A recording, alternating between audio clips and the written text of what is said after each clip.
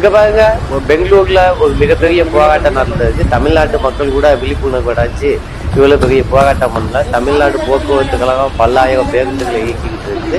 இதே போல எல்லா தென்னிந்தியாவில் உள்ள கேரளா, கர்நாடகா, ஆந்திரா, மகாராஷ்டிரா, குஜராத் போல எல்லா மாநிலங்களுமே பேருந்துகளை இயக்கிட்டு இருக்காங்க. ஆனா அவங்களுடைய மாநிலத்தோட பேரை முதல்ல எழுதியிருப்பாங்க. ஆனா இங்க ஒரு இடையில ஒரு வெட்கக்கேடான செயல் நடந்துச்சு. தமிழ்நாடு அரசு போக்குவரத்து கழகம் அப்படிங்கிறது தமிழ்நாடு காணாம போயிடுச்சு. அதுக்கு பல்வேறு காரணங்கள் சொல்லப்படுது. ஏன்னா இடம் பத்தலை அப்படி இப்படி நிறைய சொல்றாங்க. ஆனா பேருந்துடைய சைட்ல ஓரத்துல எழுத முடியும், முன்னாடி எழுத முடியும். இல்ல தமிழ்நாடு அப்படிங்கிறது சின்னதா எழுத முடியும். ஆனா எந்த இடத்துலயும் தமிழ்நாடு அப்படிங்கிறத பத்தி எழுதல. தமிழ்நாடு மக்களும் பெரிய அளவுன்னு கேட்கல. ஆனா கர்நாடகாவில் கிட்டத்தட்ட 1 கோடி மக்கள் வாழ்றாங்க. அவங்களுக்கு தான் கோஷம் வந்திருக்கு.